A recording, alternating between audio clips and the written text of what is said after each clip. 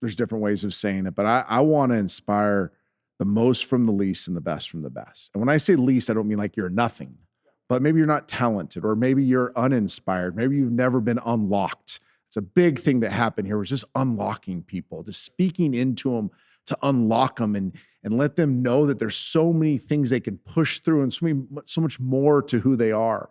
But all of a sudden you start seeing that happen, and you start seeing your people grow, and then the impact of your people growing on the people they impact, and just the exponential effect to that. And you're like, oh, okay, this is why I'm doing this.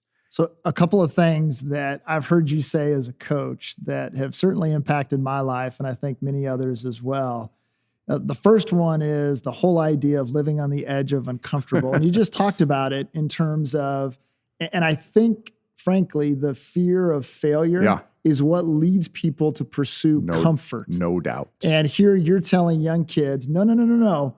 I want you to live on the edge of uncomfortable, which means you will likely fail. Yep. One of our core values, at the edge of uncomfortable is where you'll find greatness. So we want to push you to be uncomfortable, but we also want to get you freedom to fail. I think both things work hand in hand. If you don't feel like you have the freedom to fail, you're not going to be willing to go get uncomfortable. And it's really about giving courage, right? Yes. I think that's the end of the day. And I think affirmation's a piece of this. You really have to affirm people, encourage them to go get uncomfortable, challenge yourself, do stuff that you never would have done to find out the fullness of who you are. Now, some people don't want it. The fact of the matter is some people don't want to be great. They just want to be comfortable the rest of their life, check the box, die with the box checked.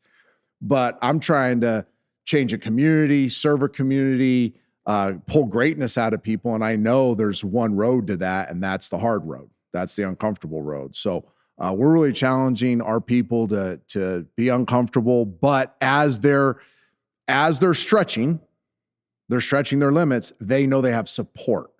They know they're being encouraged to do it. And if they fail, if they have a setback, we don't define them by that. So we don't define you by, you challenge yourself, you're uncomfortable, it didn't work out this time. You don't all of a sudden have oversight saying, can't have that. Well, then that's hypocrisy. So we're really allowing them to push through their limits, be uncomfortable, have a setback, encourage them through the setback, regroup, dust off, and go do it again. And we say again and again and again and again and again. It's on our shirts. It's everywhere. And it's super simple, but it's just the messaging is keep doing it again and again and again. And eventually after the 17th, 18th, 19th, 38th, 52nd again, you're going to look back and go, oh my gosh, I'm so much different than I was at the first again. And start measuring yourself on how many agains.